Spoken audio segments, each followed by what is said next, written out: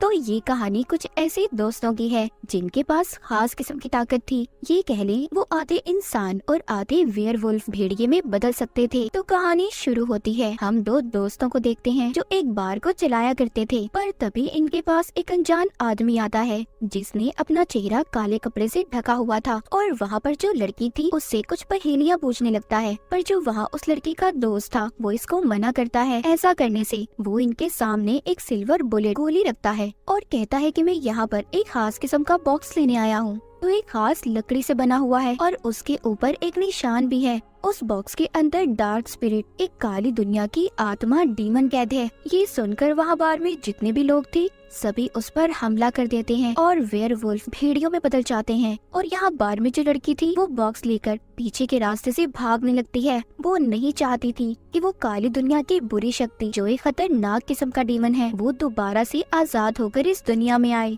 लेकिन यहाँ पर ये अनजान आदमी उस लड़की पर भी गोली चलाने की कोशिश करता है। वो उस लड़की के दोस्त पर भी हमला करता है, उसको भी जख्मी कर देता है। अब वो अनजान आदमी वो बॉक्स लेकर उसमें जो डेमन था उसको आजाद कर देता है, जो एक मक्खी की शक्ल में अब आजाद हो चुका था दुनिया में तबाह बर्बादी फैलाने के लिए। इसके बाद हमें दूसरे शहर का सीन दिखाया जाता है जहाँ पर एक बिल्डिंग पूरी तरह से तबाह बर्बाद हो चुकी थी। उस बिल्डिंग में एक छोटी बच्ची और उसका डॉग फंसे हुए थे। वो डॉग सब पर भौंक रहा था, सबको काटने की कोशिश कर रहा था। तभी वहाँ पर जो पुलिस ऑफिसर था वो एक आदमी को बुलाता है जिसका नाम स्कॉट था। उसका एनिमल शेल्टर था, उसने भी बहुत सारे जानवर रखे हुए थे, इसलिए वो वहाँ पर उस बच्ची और डॉग को बचा लेता है अपनी पावर्स ताकत को इस्तेमाल करते हुए। और यहाँ पर हमें पता चलता है कि स्कॉट भी एक वेयरवुल्फ था, एक भेड़िया, पर वो वहाँ पर उस बच्ची को बचाते हुए बहुत ज्यादा अकेला महसूस कर रहा था। और ये बात वो अपने साथी को भी बताने की कोशिश करता है। पर तभी वहाँ गेट के पास उसको एक लड़की नजर आती है जो बिल्कुल उसकी दोस्त के जैसी थी,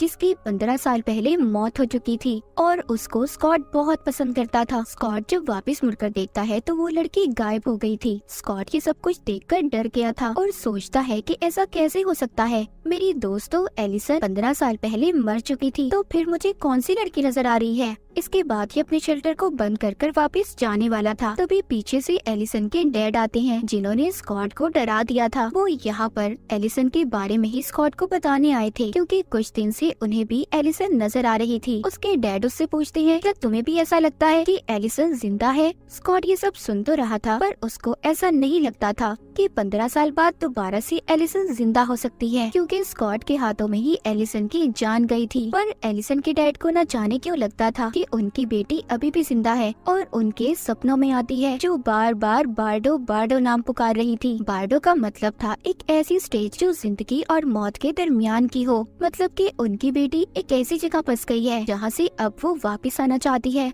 और एक रिचुअल, एक जादू से वो उसको वापस लाने की कोशिश कर सकते हैं। यहाँ पर कोई भी इस काम को करना तो नहीं चाहता था, पर हाँ वो कहते हैं कि हम कोशिश कर सकते हैं। अब ये सब फैसला करते हैं कि ये उस जगह पर जाएंगे जहाँ पर एलिसन की मौत हुई थी। स्कॉट अब बाकी के दोस्तों को भी बुलाने वाला था ताकि ये सबकी मदद ले सके एलिसन को वापस से जिंदा करने के लिए। इसके बाद हमें स्कॉट की एक और दोस्त दिखाई जाती है जिसका नाम लेडिया था। वो भी अपने ख्यालों में एलिसन को देख रही थी। उसको भी ऐसा लग रहा था कि कहीं न कहीं एलिसन उस तक पहुंचना चाहती है। जैसे कि हमें पता है ये सभी दोस्त वेयरवुल्फ हैं। लेडिया के पास एक खास किस्म की ताकत थी, वो अपने ख्यालों में जो भी देखती थी वो सच हो जाता था। उसके पास एक खास किस्म की स्क्रीमिंग पावर थी, वो चीख सकती थी। वो भी दोबारा से स्कॉट के पास जाना चाहती थी। उसको भी ऐसा लग रहा था कि एलिसन जिंदा है। इसके बाद कहानी में हम एक लड़के को देखते हैं जो जीप्स को चलाकर टाउन में चलाया करता था, जिसके डैड एक इन्वेस्टिगेशन ऑफिसर थे जिसका नाम डेरिक था और ये भी स्कॉट का दोस्त ही था। उसका बेटा हमेशा इसे तंग करता रहता था। अब इस बात के बारे में ऑफिसर डेरिक को नहीं बताता क्योंकि वो जानता था कि उसका बेटा उसे जानबूझकर तंग करता है। जंगल में एक जगह पर आग लग गई थी। वो आग किसी तेल और पेट्रोल की वजह से नहीं लगी थी और इसी बात के बारे में पुलिस डेरिक की मदद ले रहे थे। पर डेरिक को ये बात पता थी कि जंगल में आग उसके बेटे ने लगाई है और इस बात के बारे में वो अब पुलिस की मदद करता है, इस केस में भी और अपने बेटे को सबक सिखाने के लिए भी। इसके बाद हमें आगे दिखाया जाता है डेरिक अब अपने बेटे के पास पहुंच गया था और उसकी जीप को अपने हाथों से पंचर कर देता है अपने बड़े बड़े नाखूनों से। और यहाँ पर डेरिक भी एक वेयरवुल्फ था। डेरिक घर लाकर अपने बेटे को बहुत डांटता है और उसे कहता है कि तुम्हें ऐसी हरकतें नहीं करनी चाहिए। यहाँ पर जो डेरिक का बेटा था वो अपने आप को अलग ही महसूस करता था, क्योंकि उसके अंदर ऐसी ताकत नहीं थी कि वो वेयरवुल्फ में बदल सके। इसलिए वो ये समझता था कि वो अपनी फैमिली से बिल्कुल अलग है और यही सोचकर गुस्से में अपने कमरे में चला जाता है। डेरिक के दिमाग में कहीं न कहीं ये सोच थी उसका बेटा भी शायद कभी वेयरवुल्फ बन सके। डेरिक जब दोबारा से अपने बेटे के कमरे में जाता है तो देखता है उसका बेटा कमरे में नहीं था, वो दोबारा से जंगलों में चला गया था। ये देखकर डेरिक को गुस्सा तो बहुत आया था, पर वो कुछ भी नहीं कर पाता। दूसरी तरफ हम लेडिया को देखते हैं जो अब स्कॉट के पास आ गई थी। ये दोनों उसी जगह पर जाते हैं जहाँ पर एलिसन की मौत हुई थी और वहाँ से मिट्टी इकट्ठा करते हैं, क्योंकि उस जादू के लिए ये बात जरूरी थी। ये दोनों बहुत सालों बाद मिले थे। लेडिया स्कॉट से मिलकर बहुत खुश होती है, जिसके बाद स्कॉट इसको अपने घर पर ले आया था, पर इसने उस जादू के बारे में अपनी मॉम को कुछ भी नहीं बताया था। यहीं पर एलिसन के डैड स्कॉट को एक तलवार भी दिखाते हैं जिस पर एलिसन का खून लगा हुआ था, और यहीं पर लेडिया वो सारी ड्राइंग्स भी दिखाती है जो उसने अपने ख्यालों में देखी थी। तभी इनका यहाँ पर एक और दोस्त आता है जो उस ड्राइंग को ठीक कर रहा था, मगर उसे देखकर सब लोग परेशान हो गए थे कि वो यहाँ पर क्यों आया है। लेकिन इसको यहाँ पर लेडिया ने बुलाया था ताकि उनकी मदद कर सके। पर वो दोस्त सारी ड्राइंग्स को मिलाकर एक कटा हुआ पेड़ बना देता है जिसके बीच में बार्डो लिखा हुआ था। पर उस पेड़ को देखकर स्कॉट बहुत ज्यादा डर गया था, क्योंकि यही वो पेड़ था जिससे सारी परेशानियाँ शुरू हुई थी। अब फिर से इन्होंने इस पेड़ को जंगल में ढूंढना था। स्कॉट और लेडिया इस पेड़ को ढूंढने के लिए निकल पड़ते हैं और वो अपनी एक और दोस्त को बुला लेते हैं जो अक्सर अपना ज्यादा वक्त जंगलों में गुजारा करती थी। लेडिया की ये दोस्त भी एक वेयरवुल्फ थी। वो पहले जो भेड़िया बनी हुई थी फिर इंसान में बदलकर जब लेडिया की कॉल सुनती है, जिसके बाद वो जंगल में चली गई थी उनकी मदद करने के लिए। लेडिया अपनी दोस्त से मिलकर बहुत खुश थी, जिसके बाद वो जंगल में उस पेड़ को ढूंढने लगते हैं। सभी यही चाहते थे कि एलिसन वापिस से दोबारा जिंदा हो जाए। जब ये यहाँ पर उस कटे हुए पेड़ को ढूंढ रहे थे तभी स्कॉट को यहाँ पर महसूस होता है कि शायद उनका कोई पीछा कर रहा है, और जब स्कॉट देखता है तो यहाँ पर डेरिक का बेटा था जो अब तक इनका पीछा कर रहा था। डेरिक के बेटे के बारे में लेडिया की दोस्त जानती थी। वो बताती है कि ये अक्सर यहाँ पर जंगलों में घूमता रहता है और इसको जंगल का एक एक रास्ता मालूम है और इसी को उस कटे हुए पेड़ के बारे में भी पता होगा। ये हमारी मदद कर सकता है। अब डेरिक के बेटे की मदद लेकर ये उस कटे हुए पेड़ को ढूंढने लगते हैं। वो कटा हुआ पेड़ मिल चुका था कि अब सभी दोस्त मिलकर उस पर जादू करने वाले थे। जो उनके पास मिट्टी थी और वो तलवार, पर यहाँ पर वो डेरिक के बेटे को जाने का कहते हैं क्योंकि वो इस जादू में उसे शामिल नहीं करना चाहते थे, और जाते हुए उसे ये भी कहते हैं कि ये बात तुम अपने डैड को बिल्कुल भी नहीं बताओगे। यहाँ पर जैसे ही ये लोग अपना जादू शुरू करते हैं वो तलवार हवा में उड़कर उस पेड़ के अंदर चली जाती है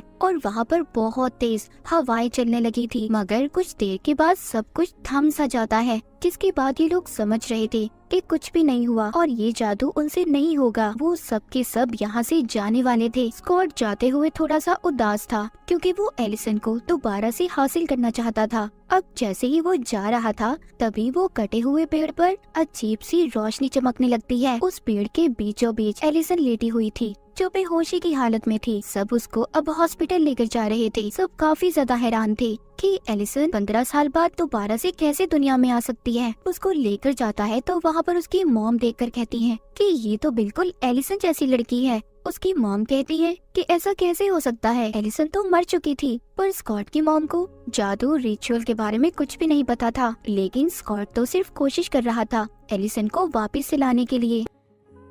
पर यहाँ पर सिर्फ एलिसन वापस नहीं आई थी। वो जो हमने मक्खी की शक्ल में डीमन को देखा था वो भी इस कटे हुए पेड़ के अंदर चला जाता है और अपनी असल शक्ल में आ जाता है, जो कि एक बहुत ही खतरनाक खौफनाक डीमन था और अपनी तलवार को उठाकर बहुत जोर से चिल्ला रहा था कि वो दुनिया में तबाह बर्बादी फैलाने आया है और वो खास तौर पर यहाँ पर स्कॉट से बदला लेने आया था, क्योंकि स्कॉट की वजह से ही इस डीमन को उस लकड़ी के बॉक्स में कैद कर दिया गया था। उधर एलिसन हॉस्पिटल में थी, उसको होश आ गया था, मगर उसको कुछ भी समझ नहीं आ रहा था। एलिसन की यादें कुछ वक्त पहले की तो नहीं आई थी वापस, पर उसके दिमाग में वो यादें चल रही थी जहाँ पर वो अपने सभी दोस्तों को अपना दुश्मन मान रही थी। वो अब यहाँ हॉस्पिटल से भागने की कोशिश करती है। उसको ये लग रहा था कि वो अभी भी एक हंटर शिकारी है और वो डेरिक को मारना चाहती है, जो कि एक भेड़िया है। इसके रास्ते में जो भी आ रहा था ये उसको मार रही थी। वो स्कॉट पर भी हमला कर देती है। तभी उसके डैड वहाँ पर आते हैं और पूछते हैं ये क्या है, क्या मेरी बेटी वाकई वापस आ गई है? स्कॉट कहता है हाँ। एलिसन की डैड स्कॉट को पकड़कर पूछते हैं क्या वाकई मैंने जिसे देखा वो मेरी बेटी थी? एलिसन के डैड का जो दोस्त था वो कहता है एलिसन तो वापस आ चुकी है, पर उससे भी ज्यादा और भी बहुत कुछ बुरा हुआ है। वो आत्मा, वो डीमन भी वापस आ गया है, जिसको कई साल पहले हमने एक बॉक्स में कैद किया था। ये बात सुनकर सब लोग परेशान हो गए थे। वहीं पर हम डीमन आत्मा को देखते हैं जो कि जेल में था। वहाँ पर कोई भी नहीं था, सिर्फ एक पुलिस ऑफिसर के अलावा। वो डीमन पुलिस ऑफिसर को अपने पास बुलाता है और उसे मार देता है। उसकी सारी ताकतों को उस डीमन ने अपने अंदर खींच लिया था। बाकी जितने भी पुलिस ऑफिसर थे सब जंगल में इन्वेस्टिगेशन करने गए थे, क्योंकि दोबारा से वहाँ पर आग लग गई थी। थोड़ी ही देर बाद पुलिस स्टेशन में लिडिया और उसका एक दोस्त आ गए थे, जो उस पुलिस ऑफिसर की लाश देखकर ये समझ रहे थे कि इसे कहीं न कहीं एलिसन ने मारा होगा। जिसके बाद ये वहीं पर इन्वेस्टिगेशन करने लगते हैं। उधर एलिसन अपने बंकर में थी, जो कि उसकी एक खुफिया जगह थी।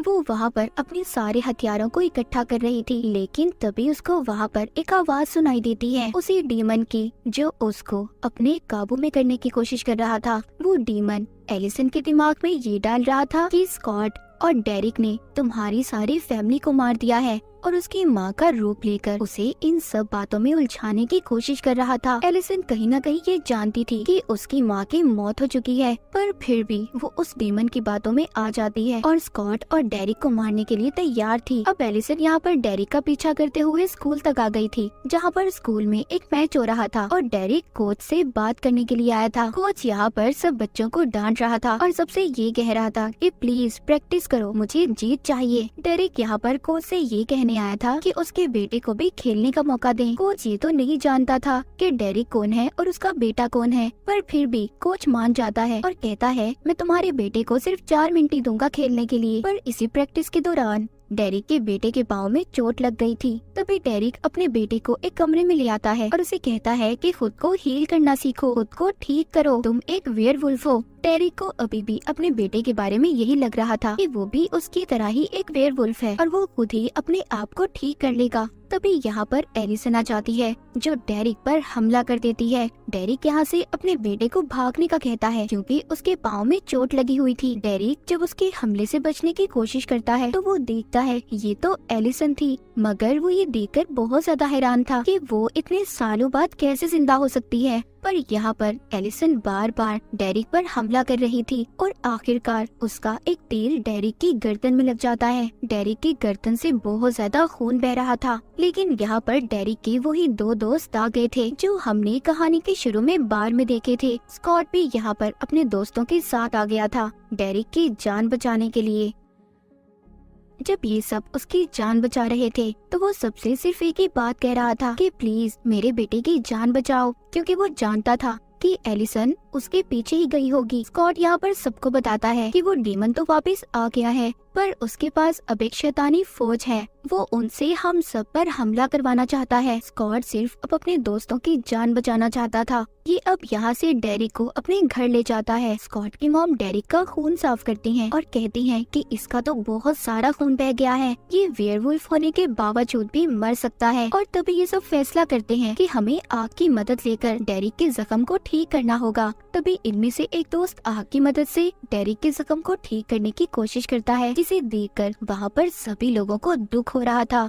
यहाँ पर सब लोग बहुत ज्यादा परेशान थे। उनको ये लग रहा था कि एलिसन डेरिक के बाद अब उसके बेटे के पीछे जाएगी। यहाँ पर एक दोस्त कहता है कि मैं खुद डेरिक के बेटे के पीछे जाऊंगा और बाकी लोग लीडिया से राब्ता करने की कोशिश करो। यहाँ पर सब एलिसन के डैड को यही कह रहे थे कि उनकी बेटी अब एक हंटर, एक शिकारी बन चुकी है। पर उसके डैड सबसे यही कहते हैं कि अगर मेरी बेटी गलत हुई तो मैं खुद उसके खिलाफ जाऊंगा। और मुझे भी यही लग रहा है कि वो हमारा सिर्फ एक इल्यूजन है, एक भरम है, एलिसन जिंदा नहीं है। पर स्कॉट यहाँ पर अपनी मॉम से ये कहकर जाता है कि एलिसन अगर असल है, जिंदा है, तो मैं उसे दोबारा अपनी जिंदगी में लाऊंगा। और ये कहकर अपनी मॉम को चला जाता है। वहीं पर एलिसन के डैड को वही आदमी बताता है जिसने डेरिक के जख्म को ठीक किया था कि मुझे लगता है कि कहीं ना कहीं ये उस डीमन की चाल भी हो सकती है जो एलिसन की शक्ल में किसी ताकत को हमारे बीच में भेजकर हम सबको मारना चाहता है। और शायद वो आपकी असल बेटी नहीं है क्योंकि वो 15 साल के एक लड़के को मारने के पीछे पड़ी है।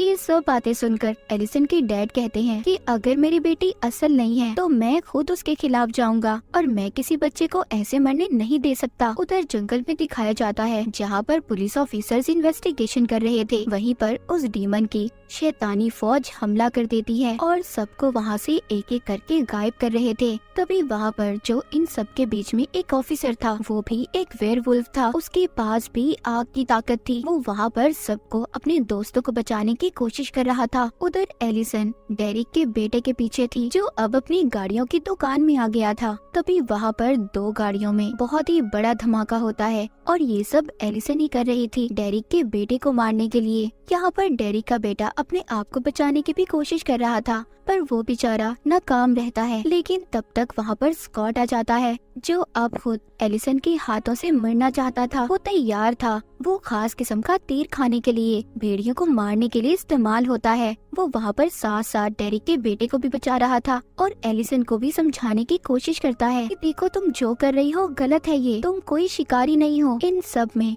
डेरिक के बेटे को काफी चोट लगी थी। स्कॉट यहाँ पर उसे कहता है तुम खुद को हील करो, तुम ठीक कर सकते हो खुद को, तुम एक वेयरवुल्फ हो। स्कॉट यहाँ पर उसे अपनी ताकत दिखाते हुए उसके अंदर का भेड़िया जगा रहा था। स्कॉट डेरिक के बेटे को अपने साथ लेकर उसकी जान बचाकर जंगल की तरफ भाग रहा था ताकि वो एलिसन के हाथों से बच पाए। एलिसन बिल्कुल पागल हो चुकी थी। वो हर हथियार का इस्तेमाल कर डेरिक के बेटे और स्कॉट को मारना चाहती थी। स्कॉट यहाँ पर ये फैसला करता है, वो डेरिक के बेटे को कहता है कि मैं यहाँ पर एलिसन का ध्यान भटकाने की कोशिश करूँगा और इसी दौरान तुम यहाँ से भाग जाना। अब डेरिक का बेटा तो यहाँ से भाग गया था। रास्ते में उसको एक ऑफिसर भी मिल जाता है जो उसकी जान बचाकर उसे घर छोड़ने के लिए तैयार था। उधर जंगल में स्कॉट बार बार एलिसन को समझाने की कोशिश कर रहा था कि मैं तुमसे बहुत प्यार करता हूँ और तुम और मैं कोई दुश्मन नहीं है, मैं कोई बुरा इंसान नहीं हूँ, मैंने तुम्हारी फैमिली को नहीं मारा जिसको सोचकर तुम मुझे मारना चाहती हो। स्कॉट को जो तीर लगा था उससे वो बहुत ज्यादा कमजोर हो रहा था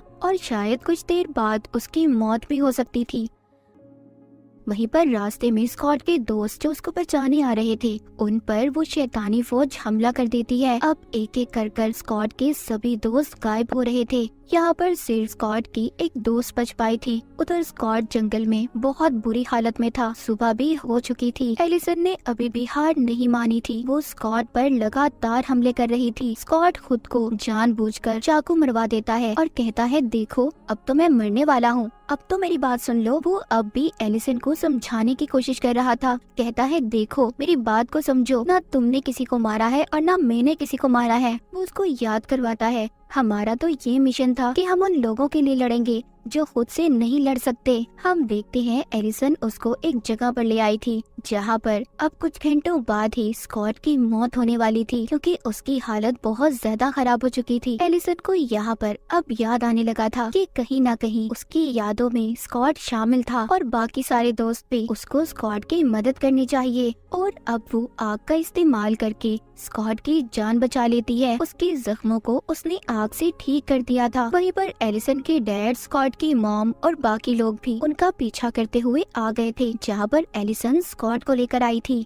उस जगह पर भी बार बार वो डीमन एलिसन को अपने काबू में करने की कोशिश कर रहा था, पर एलिसन इस बार उसकी बातों में नहीं आई थी। उधर लिडिया जंगल में ये पता कर रही थी कि जितने भी पेड़ जले थे उन पेड़ों के जलने से एक ऐसी राख बनती थी जो आत्माओं को काबू करने के लिए इस्तेमाल होती थी। अब ये सब सिल्वर से बने हुए हथियार जमा करने की कोशिश करते हैं क्योंकि ये अब उस शैतानी फौज का सामना करने वाले थे। उनको सिर्फ सिल्वर के हथियारों से ही मारा जा सकता था। उधर लिडिया अब एक ग्राउंड में जाती है जहाँ पर मैच चल रहा था और वो देखती है उसके चारों तरफ काले रंग की राख बिछाई हुई थी क्योंकि ये कोई बैरियर नहीं था, ये तो दूसरी दुनिया में जाने का रास्ता था। इस बारे में लिडिया को भी कुछ खास पता नहीं था, मगर फिर भी वो उस लाइन को मिटा नहीं पा रही थी। तभी वहाँ पर एक अनजान आदमी आता है और ये वही था जो हमने कहानी के शुरू में देखा था, जिसने अपना चेहरा ढका हुआ था। ये यहाँ पर अब अपना चेहरा दिखाता है और हमें पता चलता है कि ये तो इनके स्कूल का कोई टीचर था और जिसको मारने की कोशिश उस डीमन ने भी की थी, मगर ये जिंदा रह गया। वो आदमी लिडिया के दोस्त पर गोली चलाता है और लिडिया से कहता है कि जितना तुम चिल्ला सकती हो चिल्लाओ। उसको यहाँ पर दूसरी दुनिया दिखाता है जहाँ पर उसके सभी दोस्त कैद थे और बताता है, कहता है देखो ये जो मैच चल रहा है ये कोई आम मैच नहीं है, ये मैच एक इल्यूजन है और यहाँ पर तुम्हारे सारे दोस्त फंसे हुए हैं। वो लिडिया को ये सब दिखा रहा था जो कि उस डीमन की दुनिया है जहाँ पर वो सभी को हमेशा के लिए कैद करके मार देगा। वो वहाँ पर डेरिक के बेटे से ये कह रहा था कि जब तक तुम वेयरवुल्फ में बदलोगे तुम्हारे सारे दोस्त मारे जाएंगे। वो डीमन डेरिक के बेटे को असल दुनिया में फेंक देता है जहाँ पर उसको स्कॉट मिलता है। स्कॉट को भी अब सब कुछ आहिस्ता आहिस्ता पता चल रहा था और तभी स्कॉट को यहाँ पर पता चलता है कि ये जो मैच है उसे हर हालत में जीतना होगा, जिससे ये उस डीमन तक पहुंचकर उसे हरा सकते हैं। ये सब लोग ये ग्राउंड सब इल्यूजन था जो उस डीमन ने बनाया हुआ था। स्कॉट अब कोच के पास जाता है और उसे कहता है कि प्लीज मुझे मैच खेलने दो, मैंने हर हालत में ये मैच जीतना है। कोच कहता है सॉरी मैं तुम्हें इसकी इजाजत नहीं दे सकता, तुम इतने बड़े हो, ये तो बच्चों का मैच है। पर यहाँ पर कोच की टीम हार रही थी। ऐसा देखते ही कोच अब स्कॉट को खेलने की इजाजत दे देता है। कोच को भी हर हालत में जीतना था, चाहे वो बेईमानी करके ही क्यों न जीतता। स्कॉट और डेरिक के बेटे ने इस मैच को जीत लिया था। वहीं पर एलिसन भी आ गई थी जो अपने डैड से मिलना चाहती थी, लेकिन यहाँ पर उसका एक दोस्त उसका गला पकड़ लेता है। उसको अभी भी लग रहा था कि एलिसन कोई असल नहीं है, एक भरम है जो उस डीमन ने पैदा किया है, मगर एलिसन के डैड उसको ऐसा करने से रोक रहे थे। वो उसकी तरफ एक चाकू फेंकते हैं। वो चाकू एक खास किस्म का था जिससे भेड़ियों को कंट्रोल किया जाता था। अब एलिसन अपने डैड के पास आती है, वो अपने डैड के गले लगती है। उसके डैड ये समझ गए थे कि एलिसन उनकी असल बेटी है। तभी एक काला धुआं एलिसन को उस डीमन की दुनिया में ले जाता है जहाँ पर इसके सारे दोस्त फंसे हुए थे। यहाँ पर स्कॉट को अपने दोस्तों को बचाना था और अगर इसने अपनी जान ना दी तो इसके सारे दोस्तों की जान चली जाएगी। इसीलिए ये चाहता था कि यहाँ पर एलिसन इसको मारे और ये देखकर डीमन बहुत खुश हो रहा था कि स्कॉट अब मर जाएगा। पर एलिसन इसको जो तीर मारती है इसके इर्द गिर्द इनकी दोस्त ने अपनी पावर अपनी ताकत से आग से उसे बचा लिया था, जिससे वो तीर स्कॉट को छू भी नहीं पाया था। पर ये सिर्फ एक इल्यूजन, एक भ्रम था। यहाँ पर एलिसन के डैड, स्कॉट की मॉम सब आ गए थे और सभी यहाँ पर पहुंचकर उन शैतानी आत्माओं पर हमला करते हैं जो सिल्वर की गोली से ही मर सकती थी। वहीं पर लिडिया भी अब जोर से चिल्लाती है जिस वजह से एलिसन की सारी यादें वापस आ गई थी और उसके आसपास जितनी भी शैतानी आत्माएं थी वो दूर जाकर गिरती हैं कि लिडिया ने अपने दोस्तों की जान को बचा लिया था। लेकिन यहाँ पर डीमन भी इतनी आसानी से हार कहाँ मानने वाला था। स्कॉट ने जब उसको काटा था अब वो भी वेयरवुल्फ में बदल गया था। यहाँ पर डेरिक और उसका बेटा उस डीमन को पकड़ लेते हैं। स्कॉट भी इसमें उनकी मदद कर रहा था। ये इस डीमन को उसी कटे हुए पेड़ पर लाकर उसे जलाने की कोशिश करते हैं जिससे वो कभी वापस दोबारा से ना आ सके। अगर यहाँ पर डेरिक को ये लग रहा था कि इस डीमन को आसानी से मारा नहीं जा सकता, इसीलिए वो यहाँ पर ये सोचता है कि स्कॉट एक अल्फा है और वो यहाँ पर सब अपने दोस्तों को बचा सकता है। इसीलिए डेरिक ये फैसला करता है कि वो इस डीमन के साथ जलकर अपनी जान दे देगा और वो जाते हुए स्कॉट से ये भी कहता है कि मेरा बेटा अब एक वेयरवुल्फ बन गया है, तुम्हें इसका ख्याल रखना होगा। स्कॉट को दूर फेंकता है और खुद उस डीमन के साथ जलने लगता है। डेरिक ने अपने दोस्तों को बचाने की खातिर उस डीमन के साथ जलकर अपनी जान दे दी थी। उसका बेटा अभी भी इसी सदमे में था कि उसके डैड उसकी आंखों के सामने जिंदा जलकर मर गए। आखिर में हमें दिखाया जाता है कि सब लोग डेरिक के घर पर जमा थे, जो डेरिक को याद कर रहे थे। स्कॉट सबसे कह रहा था कि डेरिक उसके भाइयों की तरह था और वो ये भी कहता है कि डेरिक का बेटा अब उसके साथ रहेगा। स्कॉट अब डेरिक के बेटे को अपने साथ अपने घर पर ले आया था और वो उसको अपने एनिमल शेल्टर में भी लेकर जाता है, जहाँ पर वो इसके लिए एक डॉग पसंद करता है और अपने लिए भी। आखिरकार स्कॉट ने इतनी ज्यादा मुश्किलों के बाद एलिसन को हासिल कर लिया था। अब वो यहाँ पर एलिसन के साथ अपनी नई जिंदगी को शुरू करने वाला था। एलिसन और स्कॉट दोनों मिल चुके थे। उधर दूसरी तरफ हमें दिखाया जाता है वही अनजान आदमी। उसकी भी तो कहानी अभी बाकी है। वो इतनी आसानी से कहाँ जान छोड़ने वाला था। उसको खुफिया एजेंट अपने साथ उठाकर ले जाते हैं। वो सबको चिल्लाकर यही बता रहा था कि यहाँ पर जो बच्चे रहते हैं वो वेयरवुल्फ हैं। उनके पास खास किस्म की पावर्स, ताकतें हैं और मैं इन सबको रोकना चाहता हूँ, इन्हें सबक सिखाना चाहता हूँ। पर वहाँ पर जो एजेंट में एक डॉक्टर था, वो कहता है ठीक है, तुम कहते रहो, कभी न कभी तो दुनिया तुम्हारा यकीन कर लेगी। और ये शायद स्कॉट और उसके दोस्तों के बारे में सब जानता था। खैर ये उस आदमी को अपने साथ ले जाते हैं और इसी के साथ टीन वुल्फ की ये कहानी यहीं पर खत्म हो जाती है।